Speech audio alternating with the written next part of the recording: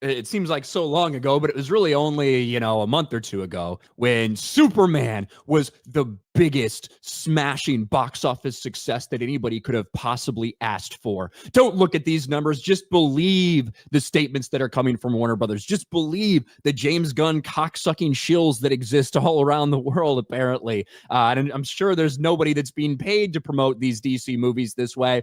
That even though Easy. we knew that a lot had been spent making this movie and promoting this movie, and even the budgets they reported are in all likelihood lies because we have the official documents about how much they actually spent on Superman. But don't believe your eyes. Just listen to the mainstream media and the statements from Warner Brothers that are like, yeah, break even's only $500 million for this. Oh, by the way, we've already made $125 million in profit in theaters from this movie. We promise. Well, sometimes the truth's a little different. And now we're getting articles like this. Was Superman really a box office success? The answer may surprise you. Report: Superman box office isn't the success that Warner Brothers claimed. Warner Brothers has been patting itself on the back, quietly boasting to the trades about $125 million in profits for Superman. However, Forbes is now reporting the truth is a lot murkier than the studio's intel would have you believe. Superman recently closed its domestic theatrical run with a worldwide gross of $615 million. Impressive at first glance, but the numbers only tell half the story.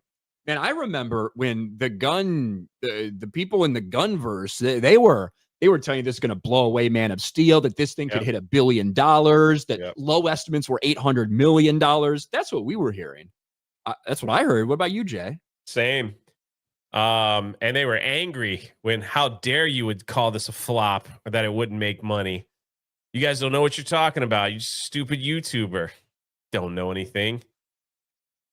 Yeah, and then this wasn't a cheap blockbuster. If we are to believe Warner Brothers, the film reportedly cost $225 million, with another $125 million poured into global marketing.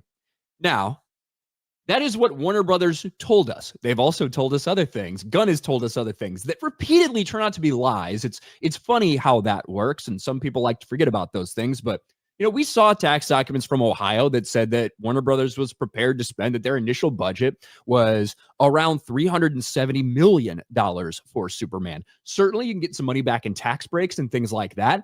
This is also a movie that had reshoots, unlike a lot of James Gunn movies, so that's an added cost, all these things. But they said only $225 million.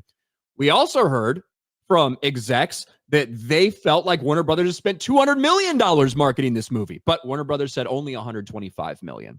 So these are the most conservative possible estimates, that they spent $350 million total on this movie. Forbes estimates that with a typical 50-50 split in ticket receipts between the theaters and studios, Superman was just shy of breaking even. By just shy, they mean by about $42 million. They additionally emphasized that miscellaneous expenses that invariably come with tentpole release were not even counted in their final calculation.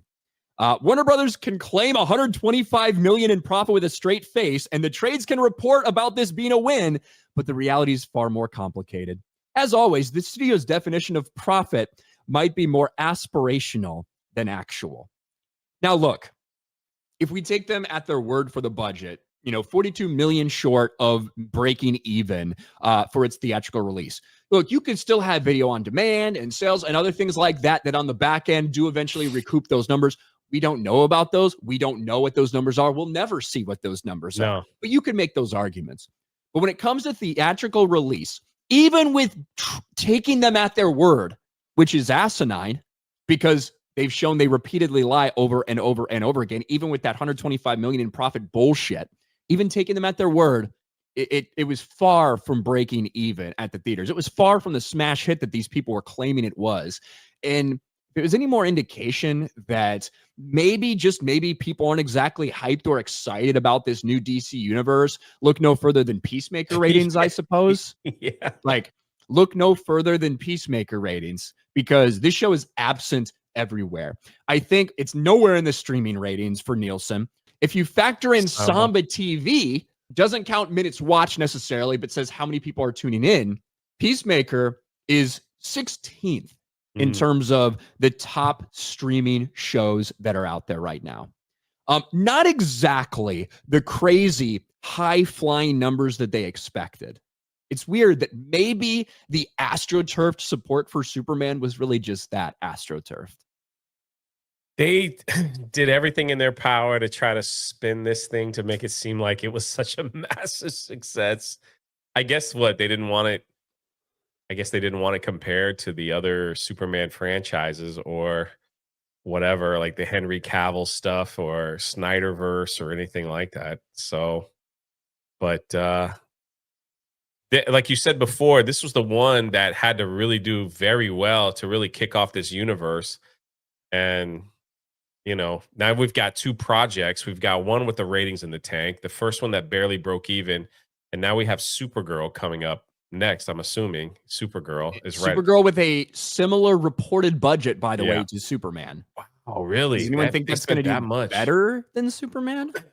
No, I think they were probably hoping that Superman would just do so well it could cover up some, miss hits or pay for everything. But the James Gunn universe probably won't last that long, though, man. If it doesn't catch, right? Wouldn't you assume that it would after bomb, they'll just be like, we gave it a good old college try, we gave you 10 films or something like that, and then we're done. Or here's what I will say: I wouldn't say that this is a bomb, right? I wouldn't say that this movie, which came about $40 million short in theaters of making a profit, which probably will make that up on the back end, and not be a loss for them. I wouldn't call that a bomb. I would call it a disappointment, right? That's what I would call it for them.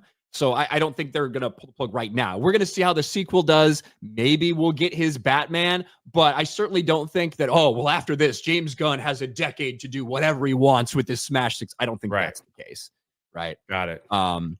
We'll see in 3 years' time maybe what this all looks like. But yeah, it's just funny to see the disconnect between what we were told. And look, in terms of not wanting to compare it against the other Superman franchises, you know who did want to do that? All the fucking Gunn fans in the world said this is going to smash past Man of Steel, blah, blah, blah. Not only did it not smash by Man of Steel when you adjust for inflation and ticket prices, it couldn't even beat it just straight up numbers against numbers. It sold about half the amount of tickets that Man of Steel did 12 years ago. Half. That's where we're at. Good job. Half, Jay. Half. We're going to have to figure this out, man. Some whiskey.